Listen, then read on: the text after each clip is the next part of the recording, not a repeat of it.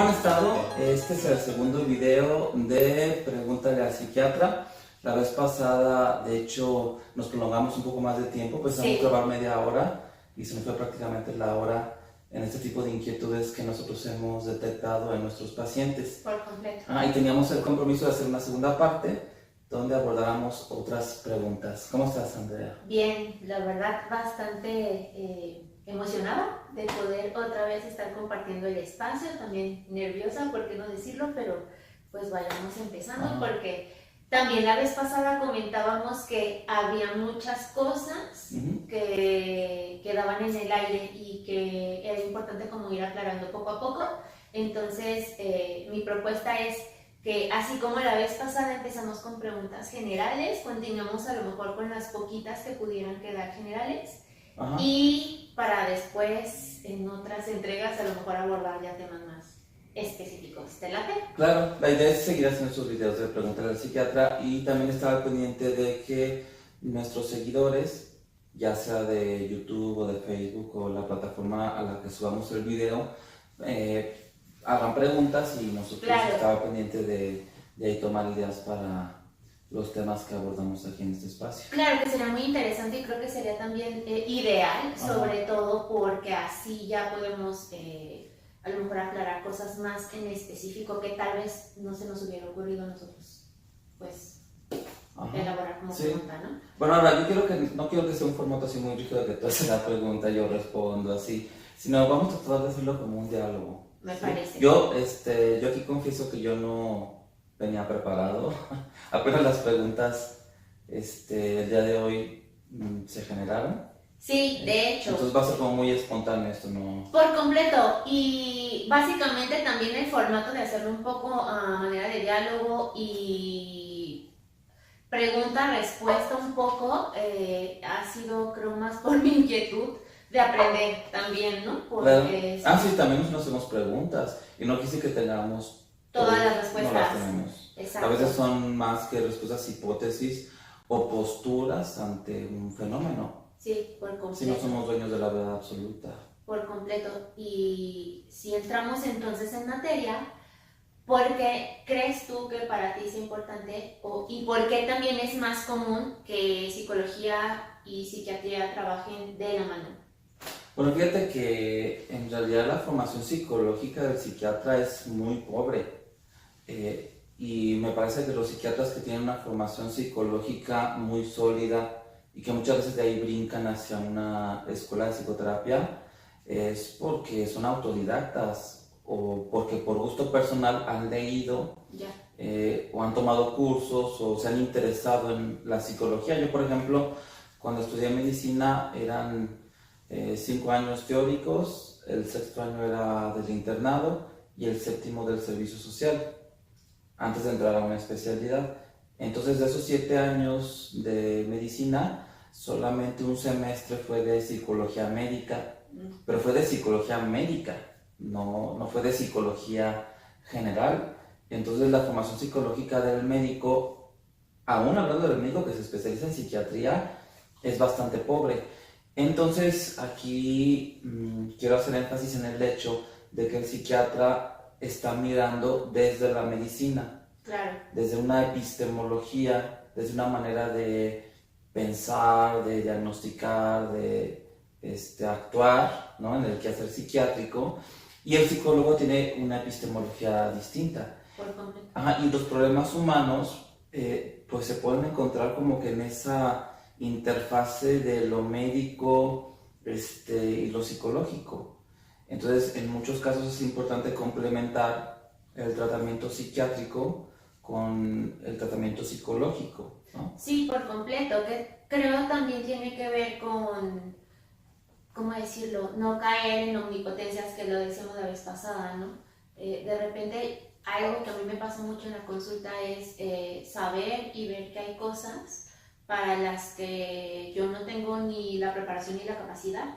Y creo que desde ahí psicología y psiquiatría se hermanan mucho, ¿no? Definitivamente hay malestares, hay trastornos, hay situaciones que van más allá del proceso de psicoterapia. Y creo que ahí es bien importante como tener un buen ojo clínico y saber derivarlo. Esto que decías de que los psiquiatras luego tienen una preparación como mucho más médica, es chistoso porque de repente a mí en lo personal sí me pasa, o ahorita ya un poco menos, pero antes más, me costaba mucho trabajo creerlo, ¿no? Estar a lo mejor entre psiquiatras y de repente ver que de verdad no está tanto la formación en cuanto a esta parte más psicológica, ¿no? O como cierta conciencia, incluso a veces encontrar cierto estigma hacia la psicología también, pero también me he encontrado como con el otro lado, ¿no? De psiquiatras que al contrario son, como decías tú hace rato, súper autodidactas, incluso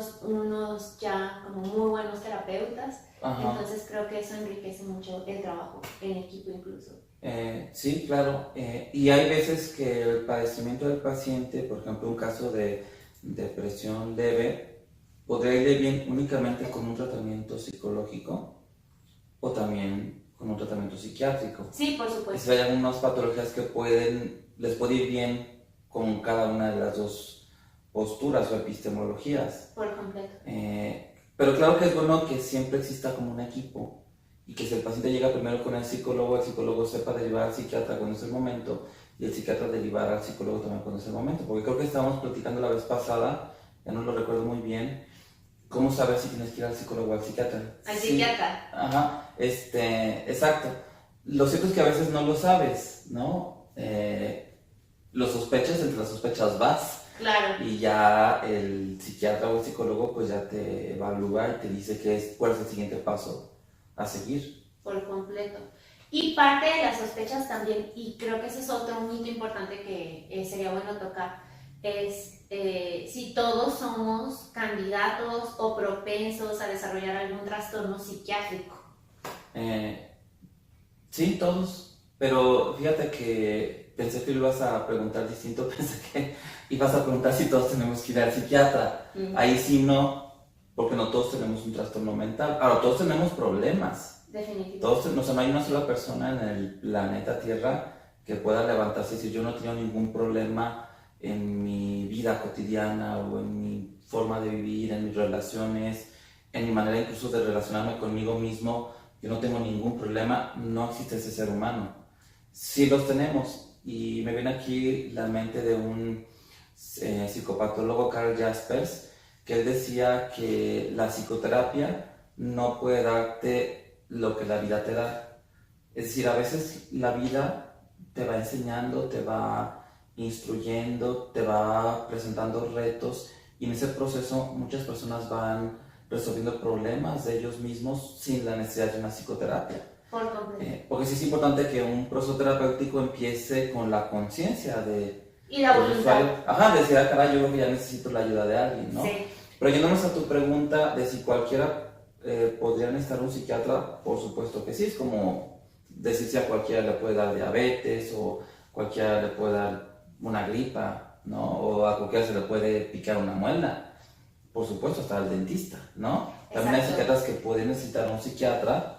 Ya que vayan o no vayan, pues ya es cosa de ellos, ¿no? Sí, pero de la necesidad de un especialista en salud mental, esa la podemos tener todos los seres humanos. Pero fíjate que esta respuesta no le gusta a todos. Que recientemente yo estaba dando una conferencia y yo hablé sobre un fenómeno que me ha llamado la atención recientemente, de que las psicólogas que están en los departamentos de psicopedagogía de las escuelas y que se encargan de pues, ver la salud mental de los niños y derivarlos o hablar con los papás, nunca, o bueno, igual es muy tajante decir nunca, pero casi la regla general es que estos psicólogos siempre encuentran la psicopatología en los niños y nunca dicen, híjole, la verdad es que aquí, la verdad, la maestra es la que tiene que ir al psiquiatra.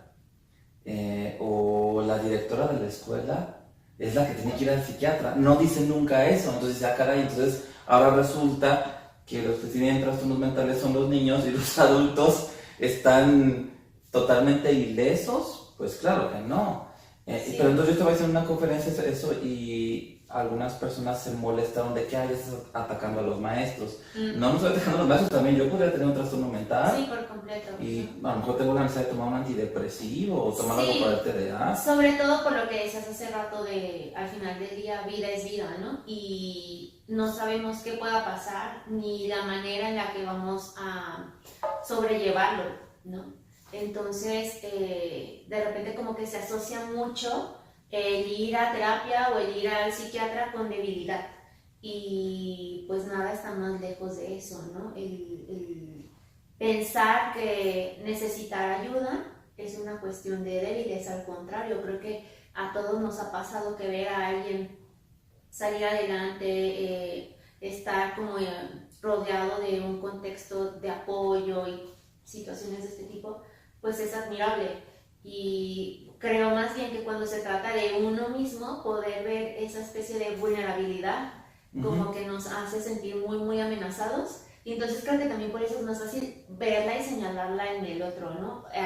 Mencionaste un contexto escolar, pero creo que pasa en todos lados. Y creo que también hay algo de machismo, sobre todo del lado del hombre, de que, no, yo no voy a ir nunca a un psicólogo, por supuesto. De hecho, lo vemos cuando trabajamos con familias, que a veces la persona que resulta más difícil traer a la sesión es el hombre, el padre de familia, ¿no? Por estas pautas machistas. Pero lo cierto es que desde que nace un bebé, no es más, desde antes, es más, yo me atrevo a decir que un poco después de la concepción, la criaturita tiene necesidades. Por ejemplo, tiene necesidades de los nutrientes que pasan por el cordón umbilical. Hasta el último día de su vida en el planeta Tierra tenemos necesidades, y hay toda una escala de necesidades que describe Maslow, necesidades muy, muy básicas, como la alimentación, necesidades como la seguridad, hasta llegar a la autorrealización. Y dentro de estas necesidades, pues está la necesidad a veces de atención psicológica o psiquiátrica, pero que es inherente a la naturaleza humana. Tampoco no hay un ser humano que no necesite nada.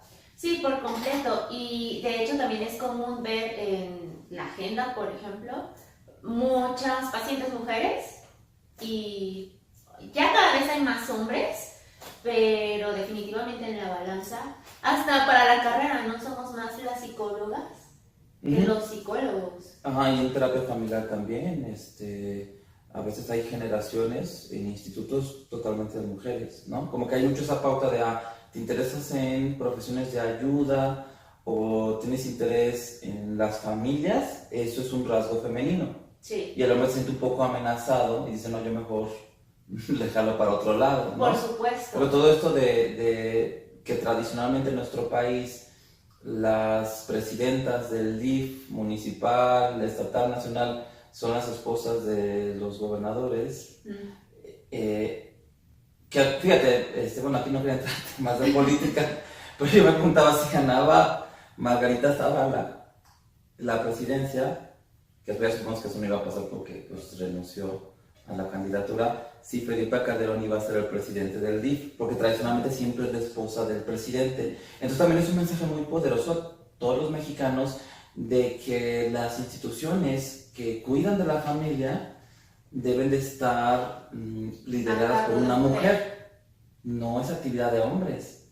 Y yo pienso que hay que ser más flexibles con eso, ¿no? Sí, que creo que tiene que ver con un trabajo también mucho de conciencia propia, para poco a poco ir extendiéndolo, ¿no? Pero justo mi pregunta iba a que con el consulta es muy común si tenemos algún familiar con una depresión grave o un trastorno de ansiedad, esquizofrenia, bipolaridad, viene también mucho como la duda de, no nada más si yo soy candidato a sufrirla, si de verdad esto se hereda y entonces si mi mamá o mi papá lo tiene, yo lo voy a tener, o si yo tengo hijos, lo van a tener. Y creo que a veces el mismo miedo de la sola idea hace que ese tema se convierta en tabú y no se toque, lo que hace que de repente familias que sí tengan a lo mejor cierto tipo de herencia con respecto a trastornos que sí se heredan,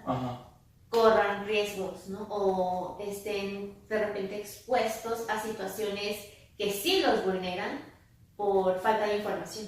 Bueno, porque fíjate, fuera de la psiquiatría sí hay problemas más neurológicos, o que entran en el campo de estudio de los genetistas, donde sí se ha visto que si tienes el gen en tu DNA, solamente tienes que vivir el tiempo suficiente para que este gen se exprese y vas a tener la enfermedad.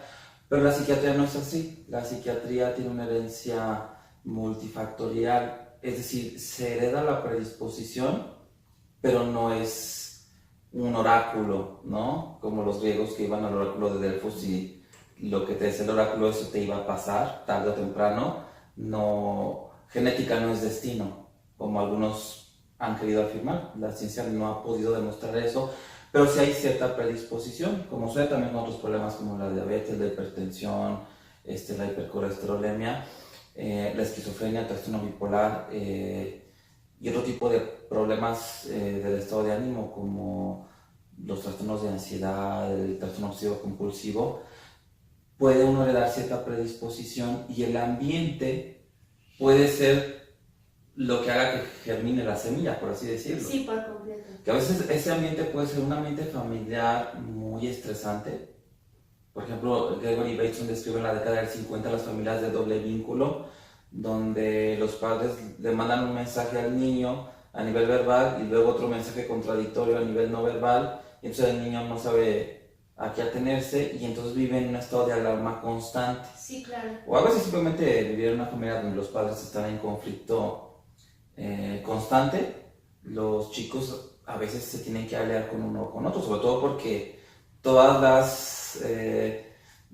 los conflictos o todas las partes en disputa o en guerra tienen una tendencia natural a buscar aliados. Entonces en las familias los padres pueden estar en conflicto y la mamá puede aliarse con la hija mayor, el papá con el chiquito, y entonces quedan triangulados en el conflicto conyugal y ya no están haciendo nada más su papel de hijos, sino que ya están metidos en la bronca de los papás. Sí, claro, no. Ajá, y ellos viven con un estrés constante y eso sí pudiera ser que llevara a que germine la semilla de la psicopatología, que si el abuelito tiene esquizofrenia o si el papá es bipolar y tienes al niño estresado, puede brotar la planta, ¿no? O también puede ser exponerte a situaciones biológicas como el consumo de sustancias.